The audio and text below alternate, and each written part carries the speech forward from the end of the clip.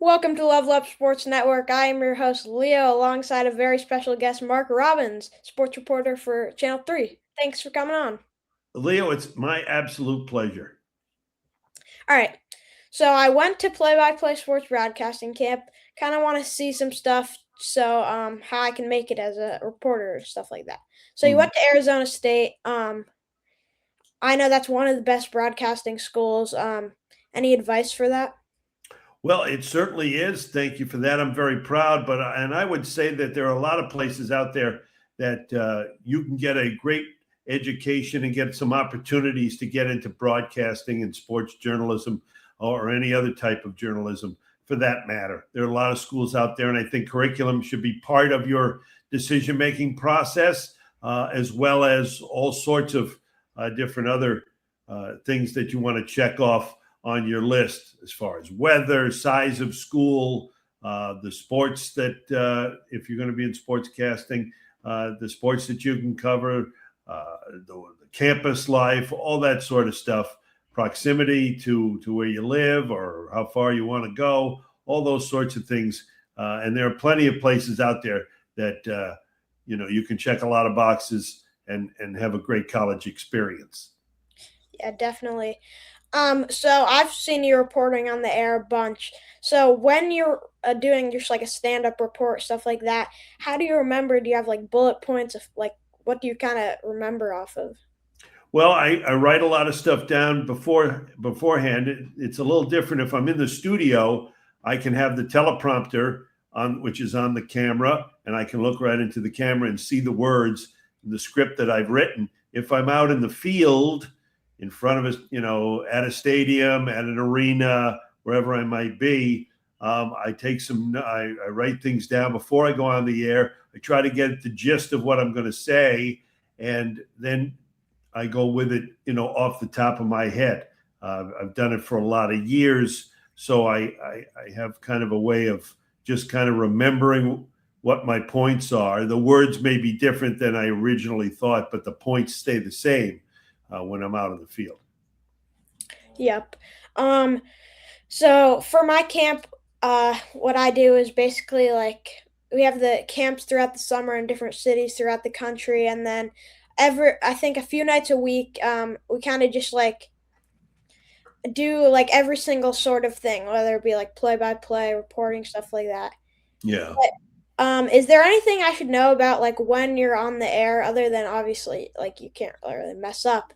But like, is there something that I should know about that? Well, there's a lot of things. The thing about being a broadcaster, in particular when you're doing live events, whether it be just a live shot for a newscast or doing play by play or color work on a game, which lasts much longer, you want to be yourself. I think the thing I try to impart on young people that want to get involved in this business is you want to be yourself doing the job. You want to be Leo, the sport who is a sportscaster, not Leo who's trying to be a sportscaster and try to emulate too much of what you see, but be yourself and talk like you're talking to your friends and be conversational. And it will make it easier on you when you do that. And the more you are yourself, the easier, the smoother, the more concise, the more entertaining you can be. Definitely. So I think just gonna talk some sports now. Okay.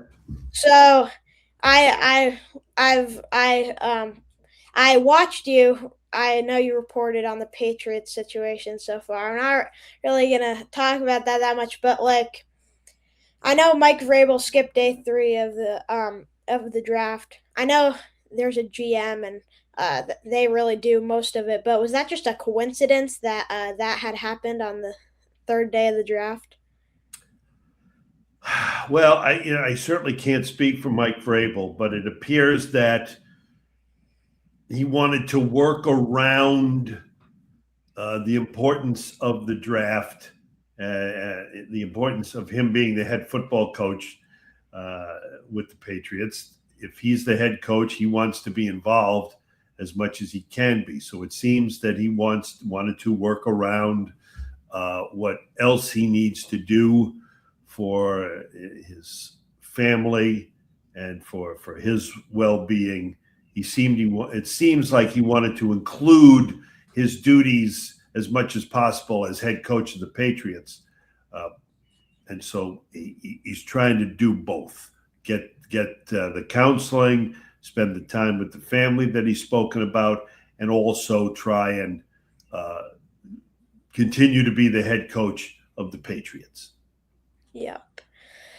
So every year, one of my favorite things is Travelers. My brother and my brother works for it full time. My sister also works in like the media center, media tent and stuff. Oh, really? Yeah, I'm sure I've met them. yeah, I bet. So I know right now I was gonna say it's far away. It's getting there. Any predictions for this year so far? I was just thinking about what I would think, and I don't know. Matt Fitzpatrick is leading a tournament right now with his brother. He's already won so far this year. That's my pick. But any predictions? Oh, wow, that's a good pick. It's so great that everybody's coming. I mean, uh, Scotty Scheffler will be there. It's tough to go against him, certainly. And how about Keegan Bradley? I mean, he won Yeah, last year. He's won like twice in the last 3-4 years. So that course plays to his game.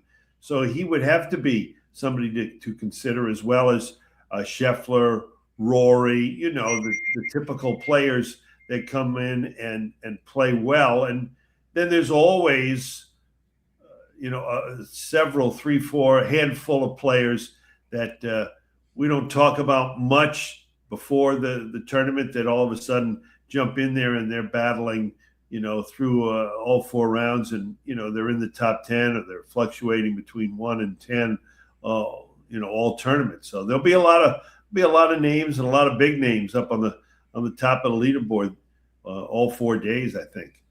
yeah, definitely. And just thinking about Keegan Bradley made me think like every year I think the storyline is something new, like crazy happening. I know like a few years ago I vividly remember watching an 8-hole playoff where Harris English ended up winning. There's been many weather storms Yeah, last year. I think like it was super windy. I remember like a tree fell down. Um and then last year also Keegan ended up winning, even though he had all the pressure of the Ryder Cup, that crazy protester stuff. Um, sure. You got a good memory. yeah. Um, Let me see. So this year it's on NBC, not CBS. I'm not very happy about that. That makes 2 of us. Yeah, I very enjoy listening to Jim Nance and his team. But Connecticut Sun, another sad thing. That's going. I know you've covered them a little. Any feeling about that? Oh, the Connecticut Sun? Yeah, Yeah, it's going to be disappointing. It's really disappointing, the way, to be honest and transparent, the way the WNBA has handled the whole thing. I think the league has botched this big time. Not only botched it, but I think they're making a big mistake by taking the team out of Connecticut, because Connecticut really supports the Connecticut Sun. Women's basketball of really any level is very well supported in the state. So it's a big mistake, I think, for the league to take Connecticut away, or even just keeping it in New England would have been a little bit better. If it had stayed up in Boston, at least the fans in Connecticut would have been able to, get to the TD Garden, fairly often to support the team. And so it's going to be disappointing. It's a very young team. I was at practice, about a week ago, and it's a very young squad. We'll see how fast it can gel. You got Brittany Griner in the middle, and she's a Hall of Famer, and she's somebody that kind of helped change the women's game a little bit. So it'll be good to have her there. But how quickly can the young players, uh, Aaliyah Edwards in particular, the former UConn star, Kia Stokes, how can they bring this team along quickly and maybe get them into the postseason? Yeah, as you said, they're like, um, it would have been much better to move them to Boston. They're. I think Connecticut really loves women's basketball in general. I mean, there's a reason that even though there's not a men's team here, that there was a women's team here. So very disappointing. So they had a really good offseason. Brittany Griner, obviously, as you said, a few draft picks, the Charlie Slager Walker and Gianna Neepkins from the national champions. Um, what player has stood out to you so far with your little of what you've seen? But Well, I think a big key will be Aaliyah Edwards, and can she get inside and work in tandem, sort of, with Brittany Griner? I think Brittany's going to get, her looks, her touches, and she's going to get plenty of opportunities offensively, and she's a great rim protector as well on the defensive end. So can Aaliyah uh, get in there and without the tremendous amount of rebounding responsibility that she's had in the past, could she be complementary to the style that Brittany plays, and can they work together and get things going? yeah, totally agree with that. Let's see. Oh, UConn football. Jim Mora moves on. Have you heard anything about Jason Candle so far? What he's Well, doing? yeah, from what I've been able to see, and I only went to one practice because spring practice because I was traveling with the women's basketball team. But he's got like 70 new players, so he's got to learn their names. I'll have to get more familiar with the roster as the late summer gets here and we get into the beginning of training camp. But I think that he's done a nice job getting the transfers, and we'll have to see, how he can blend them together. You get a lot of talent, you get guys that play well, but there's a magical, and it's a lot of luck, but it's magical too. You got to get them to play together in any sport. You can have individual talent, but it's got to mesh with the other individuals and their skills on the field or on the court or the ice, and that will take a little bit of time. How fast can Jason Candle get this team to be a cohesive unit is a big key. It happens now faster than you might expect because it also happens to so many other programs around the country because everybody's dealing with transfers and the transfer portal now that it's wide open without a redshirt year necessary to go from school to school. So everybody's got a bunch of new guys. UConn, an exceedingly high number because of a new coach. But how quickly can they get it together? And I think it's September 4th or 5th. I think it's the 5th when they open up against Lafayette at Rentschler Field, and that'll be a good test right away. Yeah. Yeah, it was super impressive to watch them this season. They had a great year.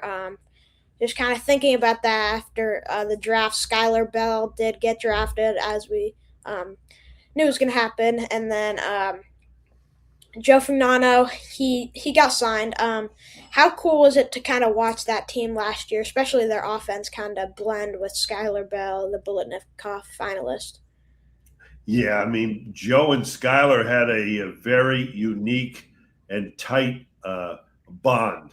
They really complemented each other very well. They worked so well together, and I think it made both of them a lot better. I don't think Skylar, has the season he has without Joe as his quarterback, and the same thing. I don't think Joe goes through the year he had and all the success he had and gets to training camp now with rookie camp with Baltimore if he doesn't have somebody like Skylar leading the way and catching all those passes for all those touchdowns and yards. They worked very well together. It was the second year for the two of them, and the fact that they wanted to stay together when Joe said he was going to stay for his senior year. Skylar was right there shortly thereafter saying, well, I'm going to stay too. And Skylar both had some opportunities to leave. Skylar had some bigger opportunities, some bigger schools, and decided to stay. So it was great. It was a lot of fun. They had a great year, 9 wins. Didn't win the bowl game, but it's hard to say. Joe didn't play. Skylar didn't play. Played, I think, 3 plays and then took his pads off, which was a little disappointing because he said 2 weeks before the game, "Oh, I'm playing. I never said I wasn't." And I guess he never said he wasn't going to play the whole game, which wound up happening. But happy for both, and really think Skylar in particular is going to have a very nice, productive career in the NFL. Yeah, definitely. So I know you just mentioned that you traveled with the woman through, but the men, I know you covered them a little. Oh yeah. They were they were very consistent through the year, especially getting towards the end of the regular season. I mean, close, exciting games. But I think really what brought them through their run in the March Madness was really just kind of their end of the game situational play. So how do you think they really just build it up and got hot by March? Well, it's by design. Coach Hurley, his staff, for many years now have put together a plan that his team gets better as the year goes along, and this team did. Now, it's not every game. You have little road bumps and obstacles to overcome, adversity, and they had a few. But the way they responded to those adversities is that the fact that they got better as the year went on and continued to improve, even though they lost to Creighton at home in mid-February, and then they had the loss to St. John's in the conference tournament. They were able to get better immediately afterward. And that was a key, especially in the run to the national championship game. And obviously, a little luck against Duke never hurts. But when you put yourself in the position, if they don't rally from 17 down, right, against Duke in that game, then they're not in position to make a steal and hit a 3 and get a miraculous win. So it's a classic, putting yourself in position to be successful, and that team knows how to do it, and usually does when there's adversity. Dan Hurley usually can turn that and get his team to respond to it. Yeah, I in that Duke game, I thought it was almost as impressive just the comeback that they came versus obviously the shot. Um, they have a lot of new additions. We so they have Seton Hall's guy, and then Nick Kamenya from Duke, and then some freshmen. Have you heard anything about them so far? Well, the big kid from Seton Hall is really the type of player that they're looking for. Big, mobile, able to run the floor, fierce rebounder, and a really solid defender, likes to block shots. I think the offense will come. UConn's offense kind of works with the post players as kind of almost like a lighthouse, if you will. They like to get the ball in and then have a good passer to find guys in the perimeter or cutting to the basket. And they want their bigs to be kind of like a lighthouse and swivel and make plays to the perimeter or to the other part of the other side of the inside. So I think they'll be very good there. They got a little bit of extra shooting now from the kid from is it Wofford that he's from? I think that's what I heard. Yeah, and of course the kid from Duke is a versatile kind of a swing player, can score the inside, can shoot a little bit from the outside as well. I think they'll make up for the lack of solo ball with those guys, and of course Braylon Mullins coming back was such a huge key, an integral part of next year's team, and he's back, and that's that's going to allow Coach Hurley to sleep during the off season at least. Yep. I know I followed the woman a lot. You followed the woman a lot. So I mean, this past year, I think I was the most confident of them. I mean, they had the deepest roster. They had Blanca Quinones coming in. Everybody was hot. They blew out every game. Everybody got hot by March, and then they kind of just I don't really know how to explain it. Can you kind of just walk it through what kind of happened in that game? You were there. Yeah, well, in that game, of course, in the last couple, 2, 3 games, UConn struggled offensively to hit shots, and their defense kept them in the game, even the South Carolina game. But they were so poor shooting. Plus, they got out rebounded. South Carolina, I think, was ready for that game. They had marked it almost on their calendar, hoping to get there. Certainly, when the tournament began, I think that they were focused in. They knew that they'd probably meet, high probability they'd take on UConn in the national semifinal if they both won, and they figured that that would happen, and it did. And they were ready to play. They were more aggressive. They were a half a step faster. They were just absolutely ready to take on the Huskies. And UConn combined with how good South Carolina was prepared was not, the Huskies were prepared. They just did not execute and were beaten inside, off the dribble, to loose balls. They were a half a step slower, and it really cost them in that second half. Yeah, I mean, I when I was watching it, I just couldn't believe what was happening. So you followed them all season. Sarah Strong was somebody who was always consistent, not exactly in the last game with what happened, but how cool was it kind of just to watch her become uh, what a great player in her second season. Yeah, player of the year, and really no doubt. I mean, she's the best player, in college basketball and women's college basketball. If she was able to go to the WNBA, she would have been picked ahead of AZ Fudd. It's wonderful to see her development because she came in with the talent, but she yet has still developed, and that's certainly a credit to Gino Auriemma and his staff on how that group can develop players year after year. Great players with already a lot of talent. They take them, they check their egos at the door, as the old saying goes, and they work with them and they just make them better. Year after year. And Sarah's going to be even better next year than she was this year because she has that work ethic. The coaches will make sure that she puts in the effort as well. And she'll be better. Blanca will be better. Ashlyn Shade is somebody who has, really made a big jump from her sophomore year into her junior year.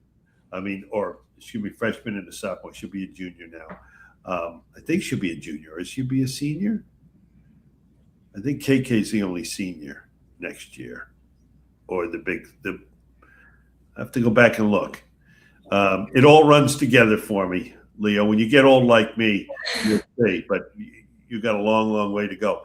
But Ashlyn Shade has made great strides and has become so much more than just the shooter. She came in, everybody said, "Oh, she's a great shooter, and that's what she's there for." Well, she gets loose balls. She plays great defense. She's an excellent passer, and she shoots and can rebound.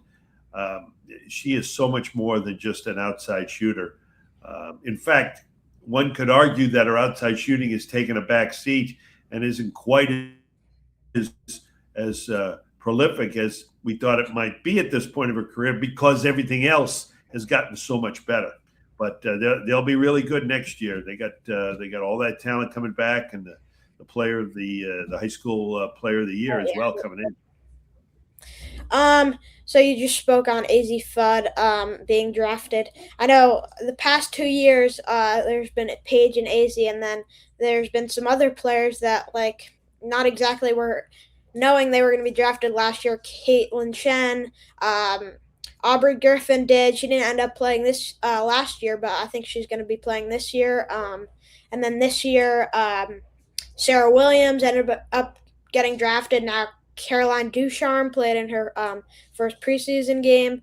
So how cool was it to just see the woman kind of get drafted, and like lots of players who not exactly were the easy fodder Paige Beckers.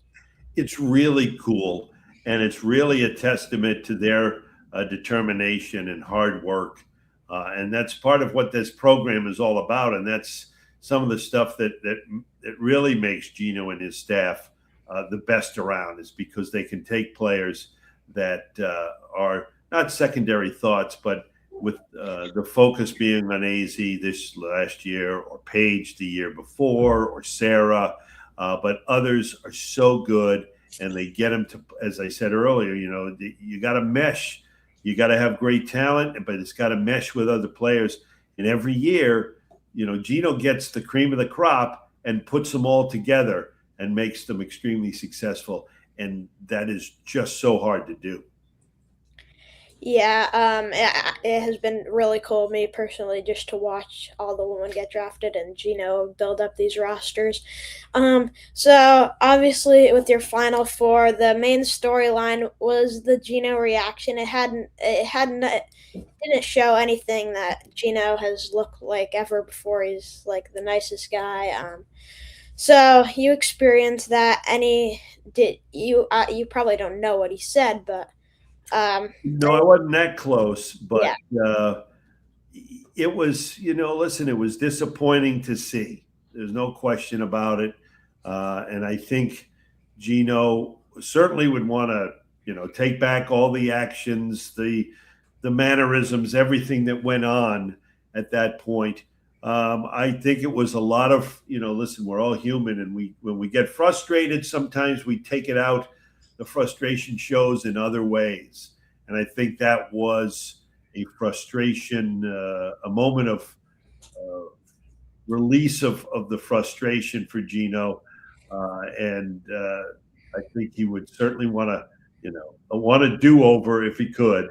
And he's apologized. And, Dawn has accepted the apology. I don't know that they'll ever go out to dinner or take a cruise together or anything like that. But I think there's respect there, and there's professionalism. And that was a momentary lapse of professionalism on Gino's part, and he's apologized for it. Yeah, I just knew it had to be like kind of a heat of the moment thing. Thank you so much for coming on. It's been great. Oh, it's been so much fun, Leo. It's been great. Thank you so much. Everybody, I'm your host, Leo Kapkoff, alongside sports reporter Marc Robbins. See you guys in the next video.